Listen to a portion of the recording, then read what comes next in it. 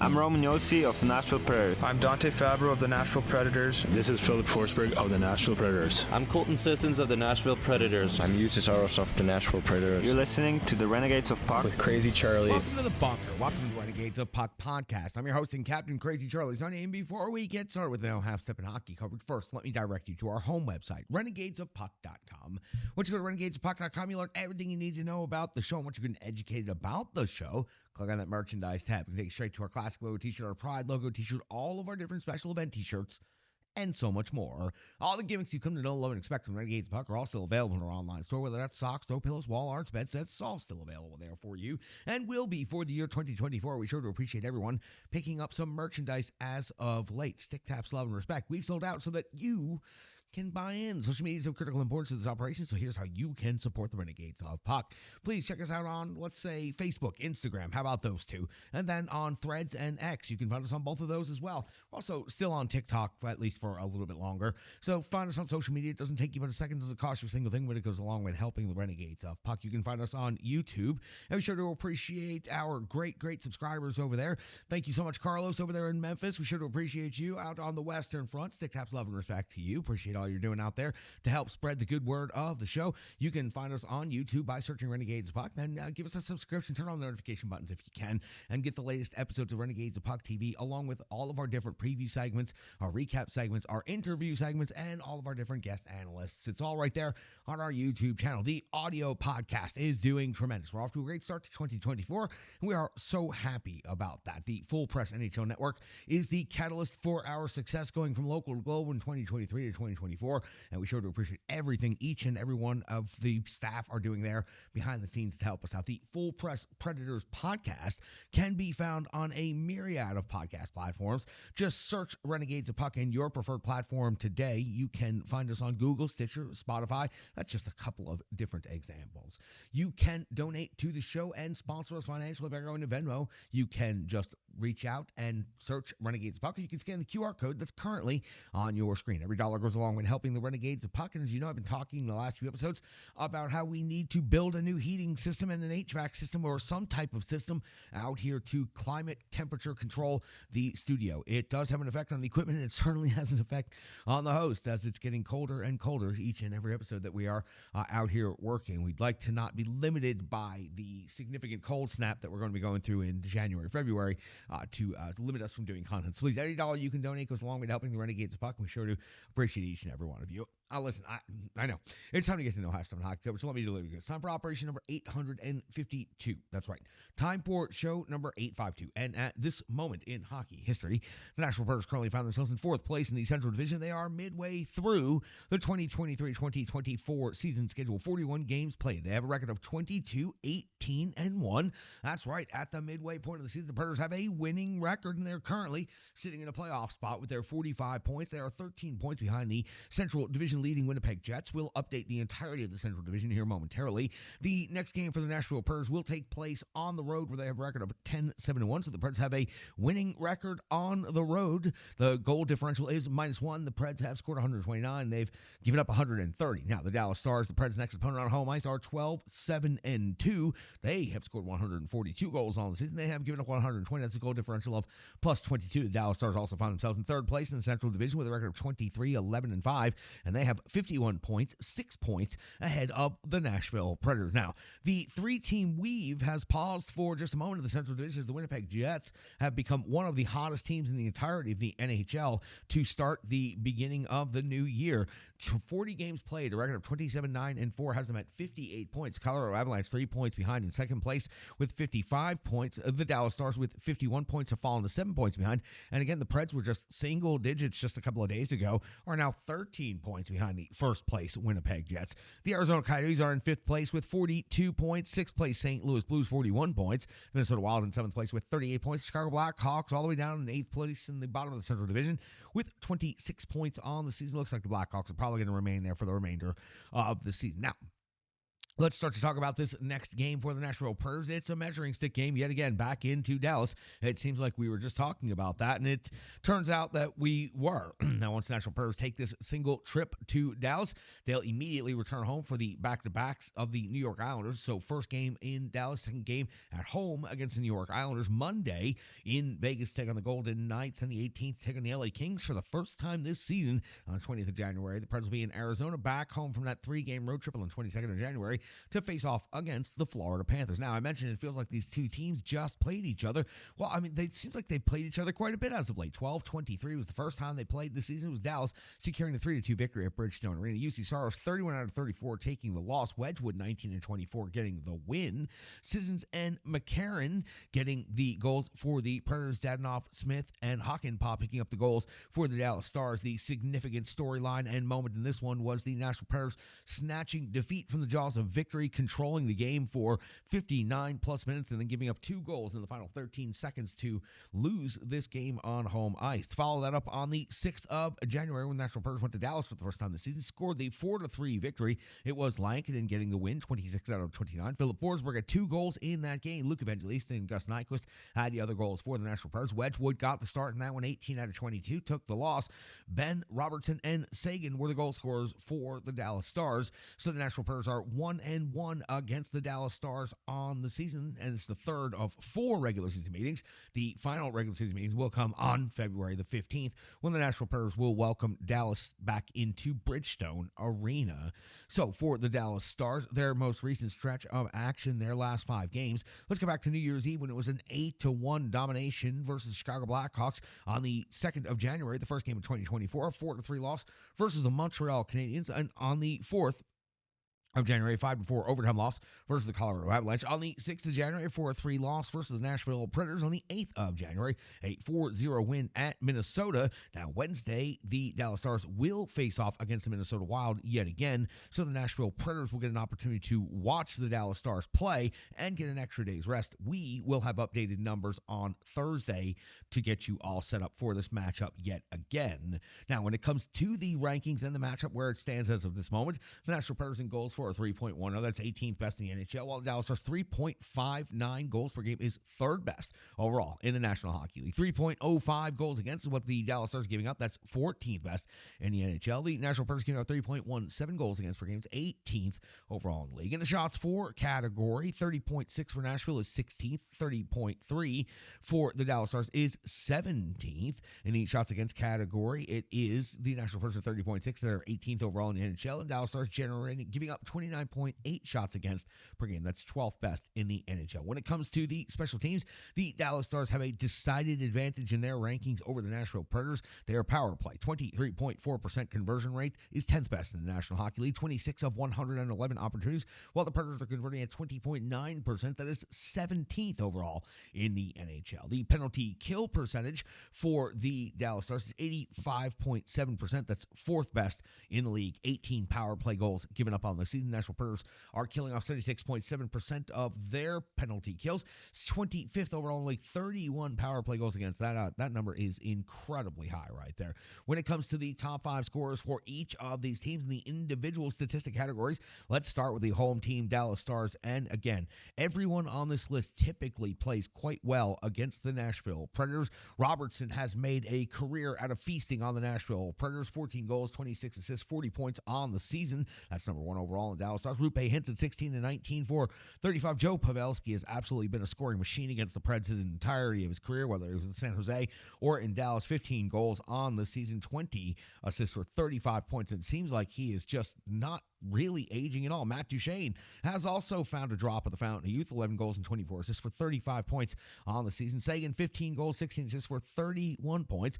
Over on the Nashville Predators side of things, updated stats as of tonight. Forsberg, 21 goals and 24 assists for 45 points overall. That's 15th best in the National Hockey League. Again, Philip Forsberg's 15th overall in the NHL in scoring.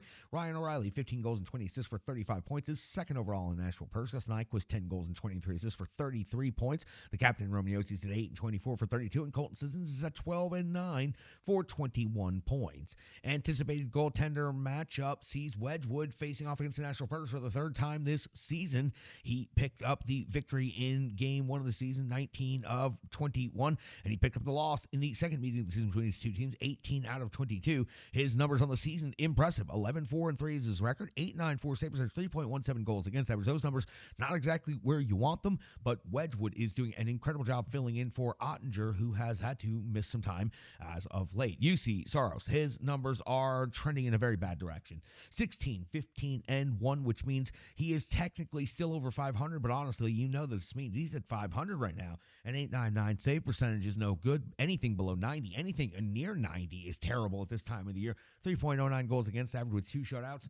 Right now, UC Saros is struggling, and his numbers are plummeting, and he is having some sort of issue in that. We'll talk about that more when we get more into the analysis and opinion portion of things, but that gets you all set up for the Nashville Predators and the Dallas Stars. Right now, the season series is a 1 apiece. Each team has 1 on the road. Can the Nashville Predators duplicate what they did in the measuring stick game last weekend when they were able to defeat the Dallas Stars in Dallas? That was an impressive effort where Philip Forsberg threw the team on his back and absolutely led the Nashville Predators to those 2 points. We got you all set up for the Nashville Predators at the Dallas Stars. Now, let's go back and talk about what happened between the Nashville Predators and the Anaheim Ducks at Bridgestone Arena. It's called the Rebirth Sports Full Game Recap. It's coming up next on the Renegades of Puck podcast. Hockey players are as unique as the game itself, and your uniform should be tailored to fit you. Rebirth Sports is your sports apparel tailor. From shells, bags, warm-ups, hats, hoodies, branding, and more, let Rebirth Sports be your custom hockey tailor. And don't forget to tell them they do more than just hockey. Rebirth Sports on Facebook, Twitter, and Instagram. Rebirth Sport, a match made in hockey. It's now time for the Rebirth Sports Full Game Recap. We go all the way back January 9th, year 2024, when the Nashville Predators were facing off against the Anaheim Ducks for the second time this regular season. Head coach Andrew Burnett deploys his lines in the following way: Forsberg, O'Reilly, and Nyquist, Goryanov, Sissons, and Parson, Smith, Novak, and Evangelista, Tomasino, Sissons, and McCarron. Your defensive pairings are as follows: Yossi and Fabro, McDonough and Chen, Luzon and Carey. UC Saros gets the start on home ice. We are just 1 minute and 14 seconds in the first period. UC Saros coming with a save on Radko Gudas, the first shot on goal of the game at the 132 mark. Dostal comes up with a save on Jeremy Luzon. Each team now has a shot on net in the first 2 minutes.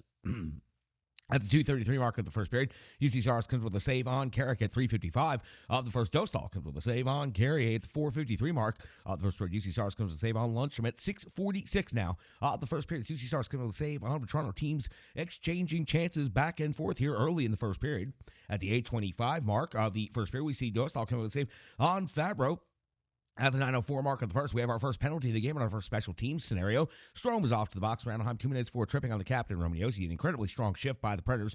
Good zone time and pressure led to a tired Anaheim defense, ending up taking a penalty. On the power play for the Nashville Predators, one good scoring chance. Dostal would stop Nyquist, but that would be it. Unfortunately for the Preds, as soon as the power play expires, Strome out of the box at 11-12 on a breakaway beats UC Saros for his 4th goal of the season, giving Anaheim a 1-0 lead here in the first period. Again, the Nashville Predators seem to have fallen victim to this several times as of late, but a breakaway out of the box, getting behind the Nashville Predators defenseman and scoring for Anaheim. 11:28 of the first period, it's Schenn versus Carrick, 5 minutes each. Schenn going to get the boys fired up by getting his face punched in a whole bunch. Let's see how that ends up working out. 12:39 of the first period, Saros comes with a save on Strome at the 14:01 mark. Saros comes with a save on Leeson all alone in front at 14-11 of the first period for Toronto. His 19th goal of the season. It's a deflection that goes off of McDonough's skate, and in the deflection itself was going to go well wide, but then once it hit McDonough's skate, it found its way easily into the empty net to give Anaheim a 2-0 lead now here in the first period. At 16:06 of the first period, Dostal coming with a save on Glass's deflection. A good scrum after the whistle. The team starting to get after each other at the 17:21 mark of the first period. Forsberg with 2 minutes for cross-checking off to the box. That's when McTavish cashes in for the Anaheim Ducks with his 12th goal of the season. He goes with a sharp angle snipe off the top of the mask of UC Saros and in. Very little opportunity and open net right there, but he found it and banks it in off of the top of UC Saros' head. And net, Anaheim now leads 3-0. 19:08 of the first period. Dostal comes with a save on O'Reilly. 19:53. Dostal comes with a save on Fabro. We hit the end of the first period. Anaheim leads 3-0, and they're out shooting the Nashville Predators 14-11. We go 2:40 into the clean sheet without anything happening before Dostal comes with a save. On glasses, one-timer off McCarron's feet. A really great setup by Michael McCarron right here, and a great early period scoring opportunity for the Preds. But just 25 seconds later, 3:05 in the second period, it's Terry cashing with his 10th goal of the season. The puck went in off of Fabro, off of the rush, giving the Anaheim Ducks a 4-0 lead in this game at the 3:11 mark of the second period. It's Dostal coming with a save on Goryanov. At 5:01 of the second period, UC Saros with a save on Terry. 6:25, Dostal comes with a save on Smith. 7:52, Saros a save on Strom at the 8:35 mark of the second period. It's UC Saros again coming out with another save on Strom at the 9:19 mark of the second period. It's Dostal coming with a save on Tomasino, plus the follow-up by Michael McCarron. This line generating another good scoring opportunity. At the 9:47 mark of the second period, it's Dostal coming with a save on Yossi. The Preds are increasing the pressure, increasing their zone time, and Dostal is surviving. He's not thriving. He's giving up a lot of rebounds, but he is fighting the puck, and the Predators are getting plenty of good zone time, plenty of shots on net right here at the middle point of the game. 10:13 of the second period, it's Dostal coming with a save on Luke Evangelista at the 11:57 mark of the second period. It's UC Saros coming with a save on Strom at the 13:09 mark of the second period. It's UC Saros coming up with a save on McTavish at the 15:38 mark of the second period. It's UC Saros coming up with another save on McTavish. And for the Nashville Predators, if they've not been able to solve Dostal at this point in the period, it's going to be tough to make this big comeback at the 16:39 mark of the second period. On the back sheet, we find McTavish for Anaheim off the box, 2 minutes for interference. So the Nashville Predators are going to get an opportunity to get some momentum going. They're going to generate some good shots on goal right here. Dostal's going to come with a save on Forsberg and then come out with another save on the captain, Roman Josi, and one more save on the long shot by Ryan McDonough. After the power play expires, we go to 5-on-5 hockey, and things remain relatively quiet until the end of the period. 4-0 now in favor of the Anaheim Ducks, and the Nashville Predators are out shooting Anaheim 25-21. We flip over to the third period. We've got a clean sheet of ice, and 13 seconds in on that clean sheet, we find UC Saros coming with a save on Terry. At the 1:06 mark of the third period, Radko Gudas off the box. 2 minutes for tripping. Again, the Nashville Predators an opportunity to get themselves at least some momentum and start generating in the right direction. Dostal comes with a save on Forsberg, and that would be it for this power play. And you've heard this one already, and I know that you're sick of it. At 3:18, fresh out of the box, Radko Gudas gets a partial breakaway, and he ends up getting his own rebound and wrapping it around and banking it in off of one of the Nashville Predators player. Again, Radko Gudas' 6th goal of the season. He's also scored against the Nashville Predators in their previous meeting of the season. So Radko Gudas out of the box, partial breakaway, and then gets his own rebound, wraps it around, banks it in off of the Predators, and in 5-0 now in favor of Anaheim. At 8:23 of the third period, it's Glass off the box. 2 minutes for hooking. UC Saros dialing in right here, coming up with a huge save on Henrique, and then UC Saros comes up with a save on Vetrano at the back post. Maybe UC Saros' best save of the entire game, one of the only saves of the game that he made. Alex Carrier would end up blocking a shot, which initiated a rush. Nyquist would carry the puck through the neutral zone and then end up feeding back to Alex Carrier, who would finish 5-hole for the Nashville Predators, getting the Preds on the board with the shorthanded goal. Alex Carrier's second goal of the season. 5-1 in favor of Anaheim, but you got to pause for a second and give Alex Carrier a whole lot of credit. He blocked the shot, jumped up, jumped back in the rush, and Nyquist set him up with a perfect feed, and then he finished through the 5-hole clean. 5-1 now in favor of the Ducks. 10:25 in the third period. Saros coming with a save on Vetrano, plus the follow-up by Strom. At 11:47 of the third period, it's Vetrano hitting the crossbar, trying to pick that perfect snipe that Anaheim was able to do earlier in this game. Just missed getting that goal again. 13:44 of the third period, it's Glass off to the box. 2 minutes for tripping. This is Glass's second penalty of the period, which is, of course, not very good. UC Saros would come with a save on Frank Vetrano. Preds would be able to kill off that power play. After the power play, we return to 5-on-5 hockey. That's where it's 17:02 of the third period. We find Philip Tomasino getting his 5th goal of the season. Michael McCarron doing an incredible amount of hard work and bringing the jam down low, gets the puck to the low circle with just the most perfect feed. Tomasino ready for it, stick down, fires it home for his 5th of the season. Now it's a 5-2 game, but the Preds have 2 goals in this game, 2 here in the third period. This would allow the Preds to pull their netminder, UC Saros, and go with the 6-on-5 extra attacker for the remainder of the game in an attempt to have a 3-goal comeback in the final 3 minutes. At 17:27 of the third period with the extra attacker on, Dostal comes with a save on Forsberg. Preds get plenty of zone time, but not able to get a lot of shots through on traffic until 19:16 of the third period. That's where Goryanov gets his first goal of the season, first goal as a Nashville Predator. He brings the rebound jam and pokes that puck home with the 6-on-5 advantage. And for Goryanov, it was just going to the top of the crease and jamming away and jamming away. He had other teammates also assisting in the jam, and Goryanov is the one who finally gets a stick on it and pushes it past Dostal and into the net for the rebound jam goal, his first of the season, the Preds' third goal of the period. Anaheim now leads 5-3. Preds will pull UC Saros again immediately, and they will get a little bit more zone time, but nothing else happens in this one. The score ends up looking a hell of a lot more respectable than it actually was. The Anaheim Ducks come away with the 5-3 victory at Bridgestone Arena.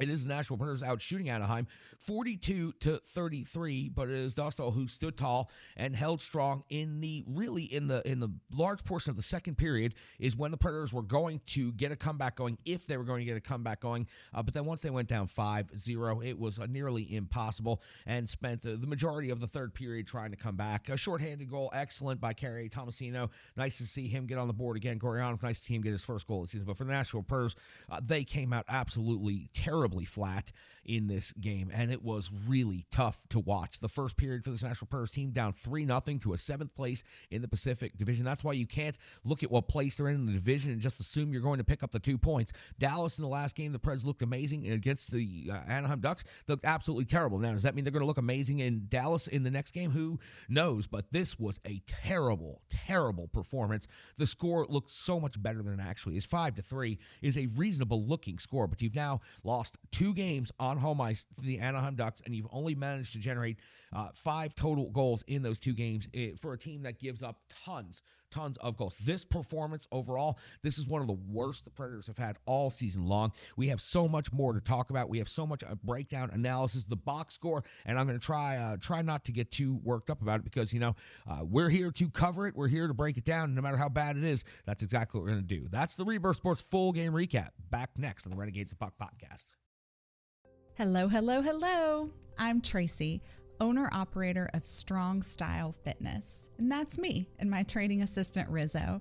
And we are here to bring you fitness that meets you where you are by offering circuit classes, bar-inspired classes, Tabata workouts, boot camps, guided stretching, and more, all taught by a certified personal trainer, me. To learn more, go to our website, strongstylefit.com. Subscribe on YouTube at Strong Style Fitness. Follow on social media at Strong Style Fit. But most importantly, let's get you moving. It doesn't matter if it's your first workout or you've been doing it for years. Strong Style Fitness has the workout that meets you on your journey and helps you along the path to a happier, healthier life. I understand where you've been, what you were going through, and where you were going, and I want to take you there. We'll see you on the mat. Mwah. UC Saros in this game went 28 out of 33, gave up 5 goals against. The individual save percentage for this game, 8-4-8, 22 even strength saves, 5 power play saves, 1 short-handed save, 5 goals against. Now the save percentage for the season, 8.99. The goals against average 3.09. These numbers are bad. And UC Saros has had a reputation for being a bit of a slow starter, but then things turn around and they trend in the right direction. They trend typically continuously upward till he almost wins a Vezina trophy. Right now, midway through the season, that's not happening for UC Saros. There's a problem with his game. He's given up 5 goals numerous times, and as of late, he has been especially leaking. Now, listen, the team in front of him was crap tonight, and everybody knows that, and everybody admits that, and everybody should be able to be a grown-up and accept that. The team was awful against a 7th place from the Pacific Division Anaheim Ducks team who have been just absolutely terrible as of late.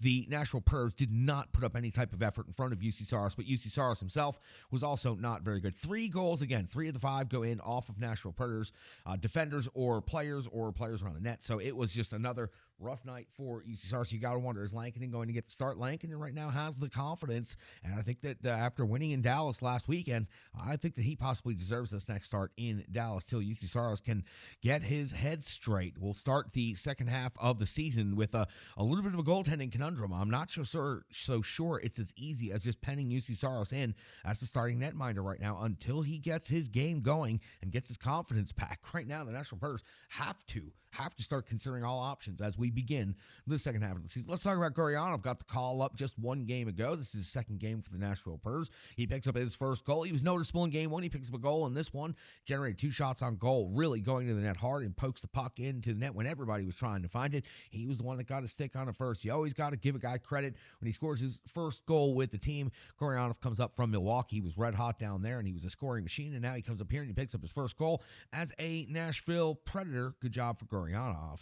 Carrier, the shorthanded goal in this game. Hits second goal of the season, and you got to give him credit for the outstanding effort. He blocked the shot on the penalty kill, jumps up, follows Nyquist, trails the play, gets in, gets down there towards the net, and gets ready and puts the puck away. And Carrier gets the shorthanded goal in this one. That was a true 100% no half-stepping effort all the way from start to finish for Alex Carrier. Great job by him. Shorthanded goal for the Nashville Predators. You got to give the team credit when that happens. Tomasino was working incredibly hard in this game, highly engaged.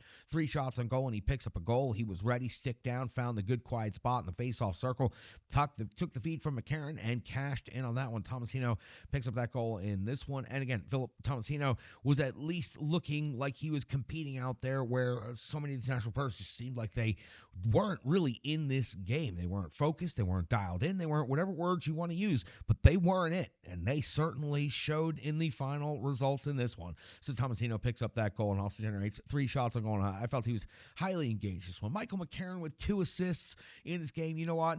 5-0. Doesn't make a difference. Gives effort every shift, every game. And there were people that scoffed at Michael McCarron being a part of this roster and even getting in the lineup earlier in the season. All Michael McCarron does is go out there and compete incredibly hard each and every shift. Picked up 2 more assists, 2 more points in this game. Michael McCarron is truly having a wonderful, wonderful season for this Nashville person. He was highly noticeable, and his line was the only line on the ice tonight that was consistent from start to finish in this game in a positive way. The other 3 lines were pretty consistent, all right, just not in the way that you would hope. So for Michael McCarron, stick taps to him for the 2 assists in this one, just giving the effort. And you know what? Now let's talk about Nyquist. Nyquist comments after the game, and I like to hear it. Nyquist is pissed at this point in time. We're halfway through the season, okay? And this was another bad home game. The Nashville Predators on home ice this season are now 12-11-0. We are far removed from the days of Fort Bridgestone being an impenetrable fortress for the Nashville Predators. 12-11, and Andrew Burnett has called the team out at least the last 3 home games publicly.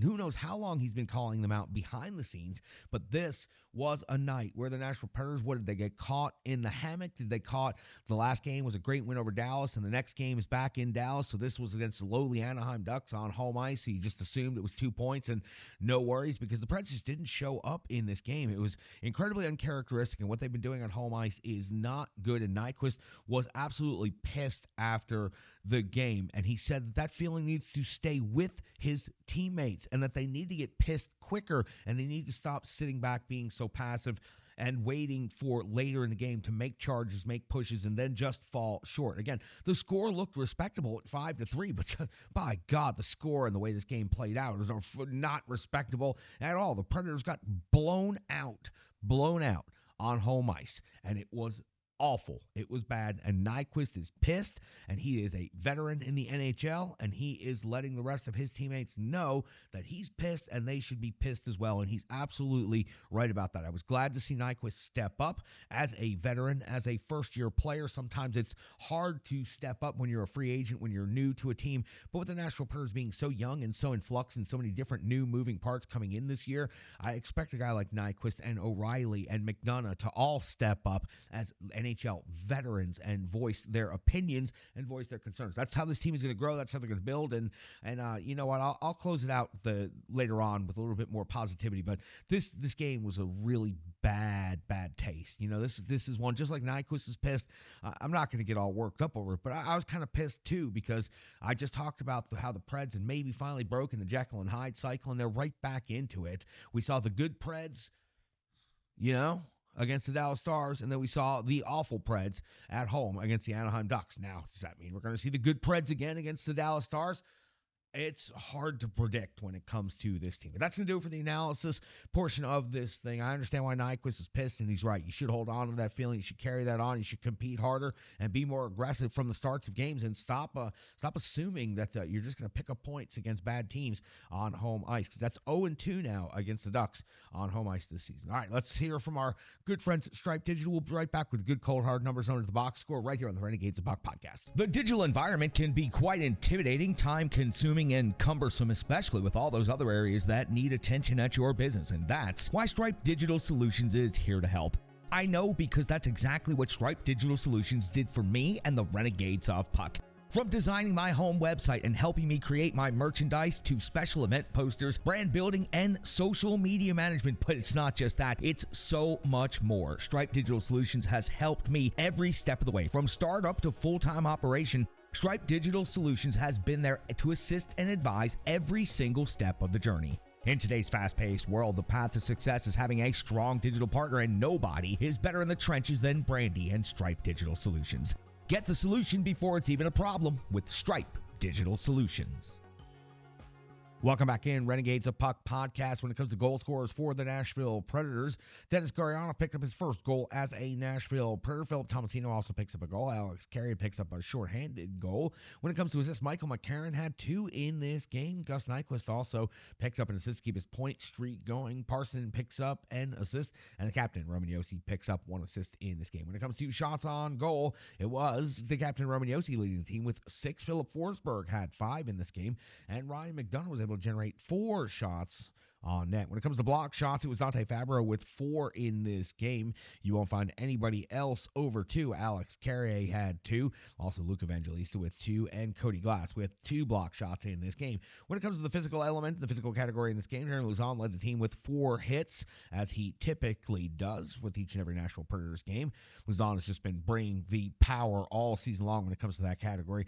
3 hits for Parson, 3 hits for Michael McCarron. Nobody else over 2 in the lineup tonight. When it comes to the time on ice leaders, only 1 forward over 20 minutes in this game was Philip Forsberg, 20:39. And then when it comes to Ryan O'Reilly, 19:26, second on the forwards of time on ice, and 19:10 for Gus Nyquist. So the first line dominates the first 3 slots in time on ice. On the defensive side of things, Roman Josi led the entire team in total time on ice at 24-27. Ryan McDonough had 21-40. In the special teams, the power play 0 for 3 in this game. Sissons 3:48 in power play time on ice. O'Reilly 3:50, Nyquist 3:56, Forsberg 4:02.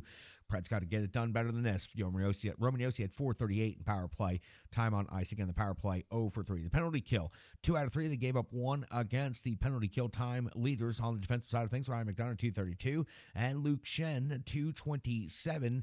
Cole Smith 2:39 on the forward side of things.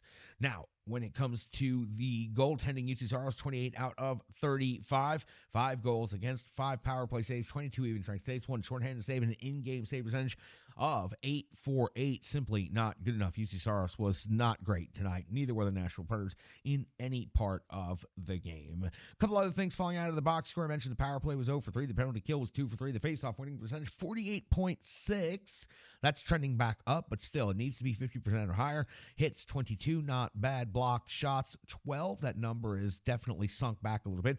Takeaways 12, giveaways 16. Sloppy puck handling is what that indicates right there. But there was one thing I did want to pop out of the box score and isolate and single out. Let's see. It was Tommy Novak. Tommy Novak did not have a point in this game, but he did register 3 shots on goal, and he did register 4 takeaways, no missed shots, no giveaways, no penalties. That means Tommy Novak was performing at a pretty high level in this game, even though he didn't find his way on the score sheet. So again, just something to isolate when you notice. That's the sign of a really good performance. He was also even in the plus-minus category, even though we rarely ever talk about that particular category here on the show. That's going to do it for the box score. So listen, only thing left to do is close this thing out. And the Preds, it's another weekend. It's another measuring stick game against the Dallas Stars, and they were able to step up and measure up this last time and then come back home home and just completely fall. So the game before Dallas last week was a complete failure against Calgary on home ice, and then they went to Dallas and they looked amazing and they came away with the victory, came back home, an awful, one of the most awful performances of the season against the Anaheim Ducks. And now are we going to see the good Predators again heading back into Dallas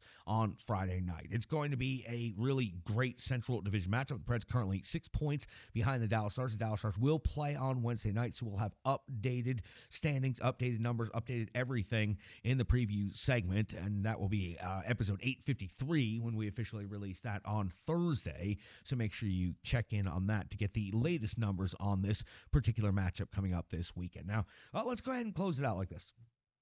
First half of the season, it's over. 41 games played for the Nashville Predators, an 82-game schedule. We're already into the calendar year 2024. It's already into double-digit days of January, so it's already past the holiday season, and we're headed towards the All-Star break, and we're headed towards all of these significant things. Then it'll be trade deadline. It'll be time to talk about playoff races and scenarios and all of these types of things, but let's pause just for a second. Let's just pause for a second, okay?